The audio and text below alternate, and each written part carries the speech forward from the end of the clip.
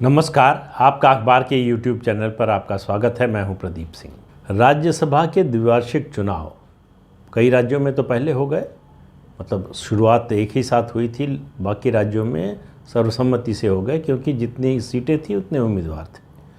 लेकिन 16 सीटों के लिए 4 राज्यों में राजस्थान, हरियाणा, महाराष्ट्र और कर्नाटक इनमें जो है चुनाव हुए कि इसलिए चुनाव हुए कि जितनी सीटें थी उससे ज़्यादा उम्मीदवार थे। इस चुनाव का नतीजा ये है कि भारतीय जनता पार्टी के 3 नेता बसवराज बोम्मई जो कर्नाटक के मुख्यमंत्री हैं, हरियाणा के मुख्यमंत्री मनोहर लाल खट्टर और महाराष्ट्र में प्रतिपक्ष के नेता देवेंद्र फडणवीस, ये तीनों चैंपियन बनकर उभरे हैं। इन्होंने विपक्ष से एक अतिरिक्त सीट छीन ली और अपनी रणनीति से, चुनावी रणनीति, राजनीतिक रणनीति के जरिए संख्या बल में कम होने के बावजूद ये सीट हासिल की। यही कारनामा जो है दिखाया राजस्थान में अशोक गहलोत ने। तो जादूगर का जादू चल गया राजस्थान में, लेकिन कांग्रेस के लिए और कोई जादूगर सामने नहीं आया बाकी 3 राज्यों में। कांग्रेस हरियाणा में कांग्रेस के जो नेता हैं अजय माकन, राहुल गांधी के बड़े करीबी माने जाते हैं, वो चुनाव हार गए। वहाँ कांग्रेस के ही कुलदीप बिश्नोई ने कांग्रेस के खिलाफ वोट दिया और कांग्रेस का एक वोट इनवैलिड हो गया। तो भाजपा और जजपा के समर्थन से कार्तिक शर्मा जो है चुनाव जीत गए।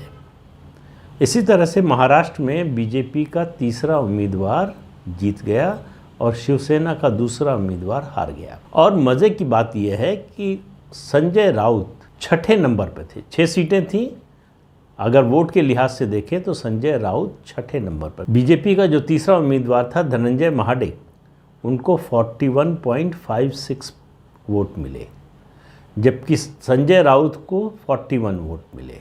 थोड़ी सी कमी थी। शिवसेना के जितने लोगों ने वादा किया था शायद उतने ने, शिवसेना न कहें शिवसेना बल्कि MVA के कैंप के जो छोटे दल हैं, जो निर्दलीय हैं, उन्होंने उतना साथ नहीं दिया।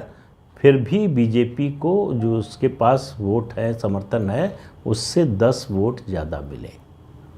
ये देवेंद्र फडणवीस की रणनीति की जीत है। चुनाव से कुछ दिन पहले, मतदान से कुछ दिन पहले, शिवसेना का एक डेलीगेशन देवेंद्र फडणवीस और बीजेपी के दूसरे नेताओं से मिलने आया था और कहा कि समझौता कर लेते हैं और ये चुनाव निर्विरोध होने देते हैं। 24 साल बाद पहली बार जो है चुनाव हो रहा है, राज्यसभा का मतदान की नौबत आ रही है। तो शिवसेना का जो है प्रस्ताव ये था कि हमारा दूसरा उम्मीदवार राज्यसभा में जीतने दीजिए, हम आपकी एक अतिरिक्त सीट, जो 4 आप वैसे जीत सकते हैं, एक अतिरिक्त सीट जो है वो विधान परिषद में जीतने देंगे। बीजेपी का कहना था कि हम राष्ट्रीय पार्टी हैं, राज्यसभा में हमें जीतने दीजिए, हम विधान परिषद में अपना अतिरिक्त उम्मीदवार नहीं खड़ा करेंगे। शिवसेना ने इनकार कर दिया। अब नतीजा ये है कि बीजेपी ने घोषणा की है कि विधान परिषद के चुनाव में वो 4 जीत सकती, लेकिन 5 उम्मीदवार खड़े करेगी और एक निर्दलीय का भी समर्थन करेगी। विधान परिषद की कुल 10 सीटें हैं। कायदे से जो संख्या बल है उसके हिसाब से शिवसेना 2, NCP 2 और कांग्रेस 1 सीट जीत सकती है और बीजेपी 4 सीट जीत सकती है। 10वीं सीट के लिए सबके जो बचे हुए वोट हैं उनके आधार पर तय होता, लेकिन बीजेपी ने इस खेल को और बड़ा कर दिया है और बीजेपी का दावा है कि विधान परिषद के चुनाव में उसको 12 और वोट अतिरिक्त मिलेंगे। तो इसलिए शिवसेना, कांग्रेस और NCP के खेमे में खलबली है।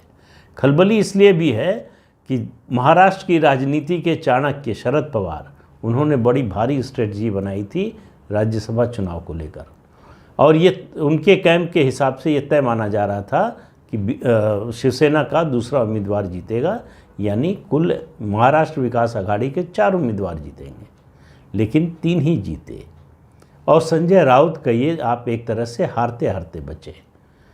तो इससे अंदाज़ा लगा लीजिए जो बीजेपी का तीसरा उम्मीदवार था, जो एडिशनल वोटों से जीतना था जिसको, वो उसको भी संजय राउत से ज़्यादा वोट मिले। महाराष्ट्र की राजनीति में उथल पुथल होने वाला है। अब देखिए, राजनीति के बारे में, समय के बारे में प्रेडिक्ट करना बड़ा मुश्किल होता है, अंदाज़ा लगाना बहुत मुश्किल होता है। कई बार घटनाएं होते होते कोई ऐसा अवरोध आ जाता है कि वो फिर टल जाती है। एक अगर ये 12 अतिरिक्त वोट मिल जाते हैं बीजेपी को विधान परिषद के चुनाव में, तो उसके समर्थकों की संख्या 135 हो जाएगी और सरकार बनाने के लिए किसी भी पार्टी को महाराष्ट्र विधानसभा में 145 सदस्यों के समर्थन की ज़रूरत होती है। जो स्थिति इस समय शिवसेना में है, जिस तरह से ओवैसी ने समर्थन किया महाराष्ट्र विकास आघाड़ी का, कांग्रेस पार्टी के उम्मीदवार को टिकट दिया लेकिन एनडीए का समर्थन किया, उसको लेकर बीजेपी और राज ठाकरे दोनों शिवसेना पर हमलावर हैं। आपने जो है ओवैसी की पार्टी का समर्थन लिया, कहाँ है आपका हिंदुत्व? तो शिवसेना के विधायक चिंता में हैं, पूरी महाराष्ट्र विकास आघाड़ी चिंता में है। अगर 6 उम्मीदवारों को जिताने में बीजेपी विधान परिषद में कामयाब हो जाती है, तो उसके बाद खेल खुलेगा। तो इसका मतलब होगा 6 उम्मीदवार जिता सकने का मतलब होगा कि बीजेपी को 135 से भी ज़्यादा का समर्थन मिला। तो अब ज़्यादा दिन नहीं है, 20 जून को ही मतदान होना है, उसमें पता चल जाएगा। उसके बाद असली टेस्ट मेरे हिसाब से जो इस गठबंधन का है महाराष्ट्र विकास आघाड़ी का, वो है बीएमसी के चुनाव, मुंबई महानगर पालिका का चुनाव। ये मेक और ब्रेक होने वाला है महाराष्ट्र विकास आघाड़ी के लिए। शिवसेना की स्थिति कमज़ोर है, कांग्रेस पहले से बहुत ज़्यादा कमज़ोर है और एनसीपी का बीएमसी के चुनाव में कोई ज़्यादा असर है नहीं। तो इसलिए जो है बीएमसी का चुनाव तय करेगा कि उद्धव ठाकरे सरकार कितने दिन चलेगी, उसका जो कार्यकाल है वो कितने दिन होगा, पूरा करेगा या नहीं करेगा।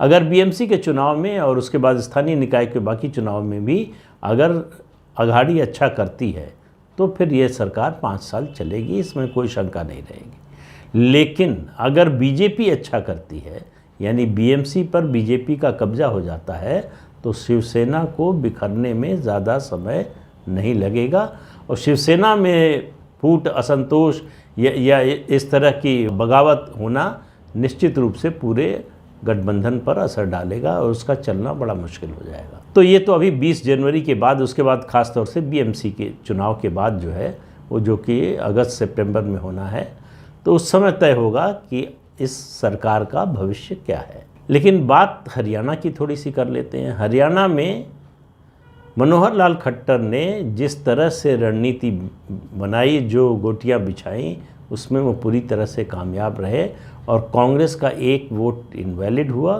एक कुलदीप बिश्नोई ने पहले ही कह दिया था कि अंतरात्मा की आवाज़ पर वोट देना चाहिए और उन्होंने कार्तिक शर्मा को वोट दिया।